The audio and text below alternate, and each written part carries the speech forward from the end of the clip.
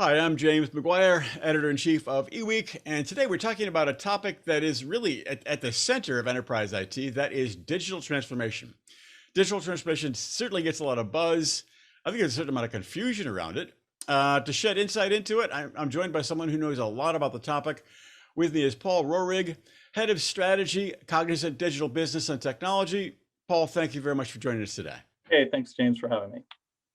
I think that the term digital transformation, I mean, everyone talks about it. Sometimes I wonder if people really know what they're talking about as they throw the term gets thrown around so much. I mean, if I think about, my very loose definition of it, I could certainly, put in all sorts of things, but if I give sort of the street cred definition, it might be something like, we're using advanced technology. We're incorporating more and more of advanced technology to move our manual, slow, inefficient lives faster and better. But you tell me what is digital transformation? So, I like your definition just fine. The All problem right. is that that's a mouthful. I think actually, I think what's confusing is the term, right? And I look a lot of times I look back at kind of for historical parallels, and Mm. there was a time, and I have this lovely image that I sometimes show, which is an old advertisement for electric lights. Hmm. And if you think about that time, we called them electric lights because everything that gave light wasn't electric. So we had Right. candles and we had gas and we had kerosene. And so suddenly we had this new thing and we called it an electric light. And we Right. had electric lights and electric washers and electric things. And we use that as a modifier because the things that came before didn't exist, right? They weren't electrified, and so we Sure. needed to. We had light and we had washing, but it was done by humans and was done by Hmm. candles, and Hmm. so we needed this modifier term because humans like patterns and we like to simplicity, and so we called it an electric light, and Right. that worked until we didn't need it anymore. Until most lights were electric and most machines and blenders were electric, and then we just dropped the term. And I Right. think the same thing is kind of happening with quote unquote digital transformation. Your definition is fantastic because it is about the use of technology to drive business in new ways. Hmm. And so I think the term digital still has relevance, but I don't think that relevance will ever really go away. What is happening already is it's the technologies that are changing business. More and more people, I think, are getting that and trying to do it and doing really amazing things. But the term itself, I think, is going to age out pretty soon. Mm. Well, it's interesting along those lines in that, I mean, the idea of digital transformation could be said to have started back in 1996 with the birth of the internet or thereabouts. We've always been transforming technologically, if not the 1950s or whatever. So Yeah. why are we talking about digital transformation now as opposed to, I mean, we were digitally transforming in 2012, I think, right? Yeah, I mean, we were digitally transforming back in the late 40s and early 50s when the transistor got invented. I mean, Sure. so it depends on how you define it. You can really go all the way back. Um, but there is something new that's going on, and that's really important. Your question is spot on. I mean, and it was the invention of the internet, and it was the invention of devices now that are ubiquitous that we carry around with us. It's the improvement of batteries and sensors and the ability now for compute power to be cloud enabled, right? It can be Hmm. anywhere, right? And Hmm. so in just a few years, when you think about it, we've gone from technology as kind of this thing done by highly trained specialists to something that we can all use. It's the democratization of technology that's Hmm. really changing our expectations for what businesses have to deliver to us. And so now we've got computers, just a few decades after the transistor was invented, now they're talking back to us and they're walking around and they're doing these amazing things. Hmm. And that's what's driving this groundswell of businesses trying to say, hey, how do we do this? How do we excite people and build our brands and deliver more useful products and services? And that's what's really driving technology, digital transformation now. It's the connection of all of these elements coming together at this really kind of amazing point in history, I think. Hmm. Hmm. That's super interesting. I want to ask you about a couple of key trends. I think there was a word you said that really sparked a thought that I think is a key part of what's going on. It's the word democratize. And I mean, this is an entirely different discussion that we could get into for hours. I guess we probably shouldn't go down this rabbit hole, but it seems like one of the things that is going on now is the democratization of technology. For better or worse. I mean, there's certainly some dangers to the democratization of technology. But address that if you will or won't. But I guess my real question is, what are a couple of key trends in digital transformation that you see that are really leading the way? Well, it is a great point, right? And it's a question that business there's a political discussion, right, and discourse about surveillance capitalism and Right. what different countries are doing or not doing. But where it comes, those are might be interesting for over a glass of wine, but Hmm. business leaders have to make real world decisions today, and that's the Hmm. real opportunity right now. So there is this kind of macro discourse that's going around, going about how do we govern the relationship with these new machines that are doing amazing things. But business leaders have to make decisions today, for tomorrow, and the next day, and the next quarter. And Hmm. so it really comes down to a few things. And the first is, and we use the word democratization. It's the Hmm. democratization, the ubiquitous um, existence and management of data. So decision makers have to get their hands wrapped around data, not because it's a good thing to do, because it drives experiences. It helps. Without data, you can have the most beautiful software in the world, but it won't change how work is done or how Hmm. consumers engage with your brand or your technology or your product. So it's focusing on a human experience through the use of beautiful, modern, well-engineered software, and that is useless really without the ability to manage and deploy and access data. So it's the Hmm. democratization of technology overall, but Right. ultimately it's the liberation of data to use through that technology to drive human experiences and productivity. And those are things that CIOs and technology and business leaders can do right now today. Hmm. So that's one key trend. I'd ask you where we are in the timeline, which is an unanswerable question. Is there another key trend that you want to throw out there, like a digital transformation key trend? So if you think of the software element and driving experiences and data, Hmm. it's the foundational technologies, right? So depending on the decisions that are at hand for a business leader, it's focusing on experience is a no regrets decision. Focusing on Right. building beautiful software and becoming a more software centric company is a no regrets decision. Mm. Turning data from a liability, which it is if you can't use it, into an asset to drive those experiences and process improvement inside many firms, whether you're a bank or a retailer or an insurance company, also a no regrets decision. Hmm. The other one that I think is absolutely essential is the notion of cloud enabled foundational technology. So that can Right. include sensors and edge computing. It depends on, I'm going to use a fairly broad definition of that, but Hmm. including platforms that are aligned to certain kinds of experience or certain kinds of work processes. And Hmm. it's the cloud infrastructure, the ability to have secure, private, compliant, easily available, easily accessible hyperscaler cloud foundations. So it's Hmm. building on that foundation and then starting with experience, but then building that technology stack all the way down to the cloud foundation. Hmm. That's really, for most business decision makers, that's a no regrets strategy to embrace kind of the theory, if you will, of digital transformation. Hmm. Just listening to you speak, and all those trends really are moving things along much faster. It almost feels like we're in. Maybe people have thought this in the past, but we're in a hockey stick moment where basically with cloud, enabled by cloud, among other things, networking, we are moving faster, and we're at this turning point where we're getting to faster than ever before. And maybe people have always thought that. Maybe in 97, people thought, oh my God, the internet, everything's changing so fast. But now it really does feel that we're in this turn of the hockey stick moment. Or is that just because do I think that because people have always thought that? A little bit of both. So Hmm. if you think back to the Luddites and Ned Ludd and kind of we talked earlier, we mentioned earlier about the kind of our renegotiating the terms of our endearment with technology. I mean, the Luddites are the example. They're frequently held up as like, well, they just weren't thinking right. But if you a little bit of empathy here, I think will go a long way. If you think about Ned Ludd and his colleagues at the time, they were railing against the rise of new technology that was going to disrupt their lives and how they put food on the table and things that Hmm. still, matter as much today as they ever have for humans. Sure. And so that became, a well-known incident where people were saying, "Look, we're not going to do this. We don't want this change."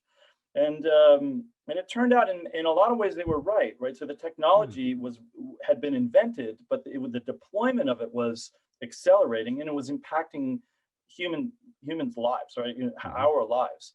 Hmm. So the feeling of, oh my gosh, this is going too fast, that um, does occur throughout history. So we Right. can point to the Luddites, we can point to the techlash that's building up now. But for decision makers today, right, the key thing to keep in mind is that for the companies that we build and the societies in which we participate, technology is not going to, we're not going to wind it back. We are going to decide how do we use it better.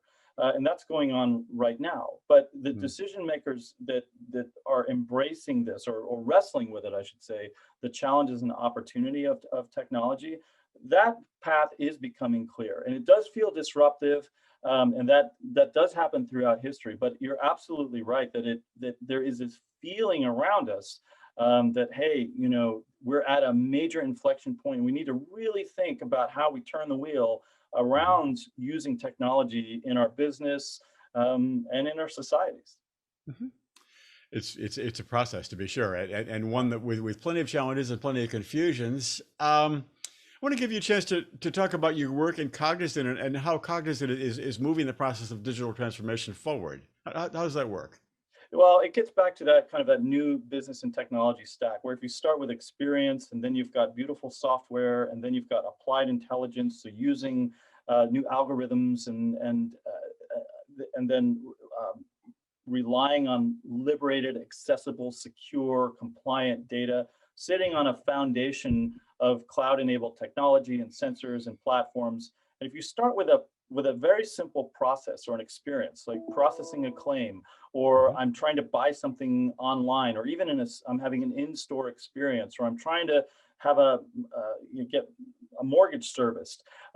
Those processes and those experiences, if you focus on what that person needs and wants, and Hmm. then the rest of the technology decisions actually become a lot more straightforward. And so companies like Cognizant help clients figure that out. So Mm. where are the pressure points in various value chains of the industries we serve, and how can we use technology to create more beautiful human experiences that drive business outcomes? So whether Mm. it's a consumer facing experience, or it's going on in the inside of your company, it's linking those pieces together, that experience, the software, the data, the applied intelligence, the foundational infrastructure, sensor enablement platforms. It's architecting it with that in mind. That's how companies are really leaning into digital transformation. And that's how Cognizant is helping modernize these companies to do great work. If I pick up on something you said, you're sort of an idea of like a series of solutions held together with a common theme. It's actually architected from the bottom to the top. And I do hear that from so many companies, that they don't want to just buy a single solution or widget from a vendor. They want a Yeah. partnership, because it's all too complicated these days. You don't just sell it to us and walk away. Sell it to us, we'll buy it. We're happy to spend the money, but then talk to us. Would you see? And people need. I mean, many of our foundations, the enterprise IT foundations, are held together with tape and glue. But work with us and create an entire foundation that works together as a whole. Yeah, exactly right. Yeah, you're spot on with that. And the key, and it's one of the ironies of quote unquote digital transformation, that the modern digital economy is actually more human, not less. I mean, the Hmm. machines are becoming more and more important, but the more that decision makers and all of us think of technology as enabling human experience, the better things are come together. The Mhm. technology decisions actually get more straightforward. It becomes less mystifying, right? There's so many Hmm. tools and so much technology now, it can become disruptive, right? It's very hard to figure, well, do I want this tool, or do I want to, oh, I know I need to use the cloud somehow, but I'm not exactly sure why. Mhm. So the real orienting condition is, how are you going to serve that person who's trying to manage their claim, or try to get healthcare, or try to buy something?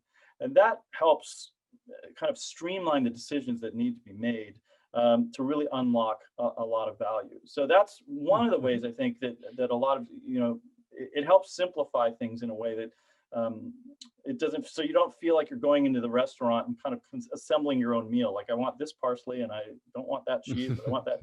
So Right. that's where companies like Cognizant help simplify it, demystify it, and paint a path, to realistic modernization around using these technologies. If we look to the future, I think to myself, well, is there going to be a year when we're done with digital transformation? Of course, the question is kind of silly on its face. I mean, we won't get to 2026 and thinking, well, we're done with that. I mean, it's like, what's up for the future of digital transformation? What do you see in, say, 2025? Where will we be with it? I'm assuming we will never be done with it, but where will we be, perhaps? Well, I think we're going to be a lot farther than we are right now. I mean, the data that we've collected and it's available, that we share out. Um, this is only going to go for the foreseeable future in one direction. We're not going to wind back technology. We are going to Right. control it better. But Hmm. 2025, 2030, you're going to find more processes and experiences that are more highly technology enabled. You're going to see platforms continue to emerge as driving immense amounts of value that are more commonly deployed. You're going to find interoperability happening much more efficiently and elegantly. You're going to find more sensors, more information and data being deployed and harvested to drive business outcomes. So there's some macro trends around that and software and some of the other things we talked about that are only going to continue to increase. But I ultimately think you're going to find technology become more humanistic in the sense that it's here to serve us, not the other way around.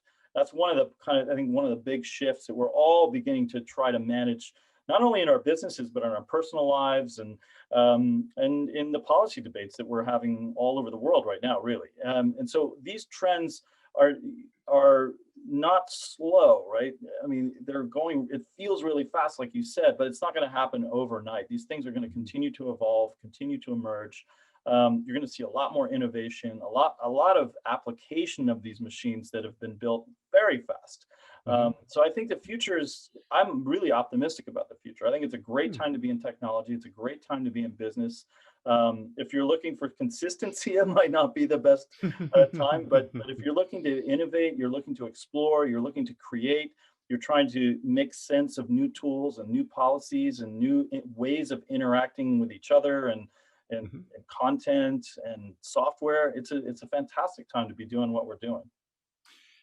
I'm pleasantly surprised to hear you say that technology will become more humanistic. I mean, I want that to be true. In my darkest self, I wonder about them. I mean, certainly algorithms will be able to more carefully target us. If I buy a lawnmower, it'll very sweetly offer to sell me fertilizer, and that's be more humanistic, perhaps. But overall, it feels like, well, the systems are growing ever more powerful, and are they completely in our favor? Well, I want them to be. I mean, please tell me, oh no, it's going to be humanistic. I mean, can you give an example of how that would be?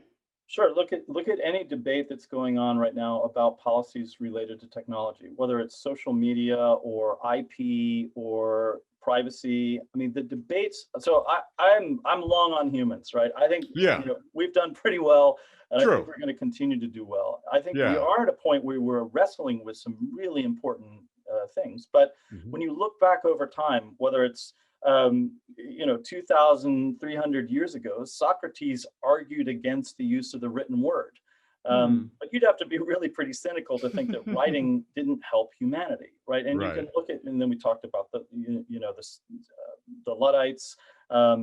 You're seeing at every point in history where we've had big shifts in technology, which writing was a technology of its time. It was Hmm. an innovation. Sure. Every point in time, we have had to wrestle with these new tools, and that's exactly what we're doing right now.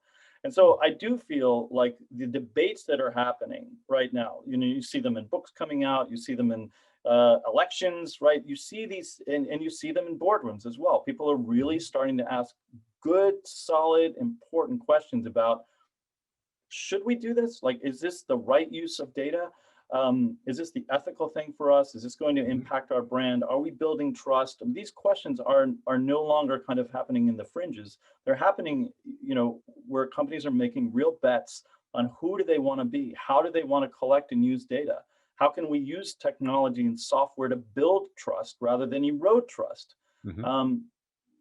It's not done yet, right? It's going to take Right. some time, but that's where I am long on humans. And I think that we're in a very important, vibrant, exciting time to be having these debates. I don't think of the debates though as negative, right? There's a little bit of not a little bit, sometimes even a little more than a little bit of table pounding but Right. I do think I look at that as a good sign. And that's where companies that can help and work with other companies to make sense of that and find a path forward, and then build the technologies that matter, that help them become modern businesses that help rather than hurt.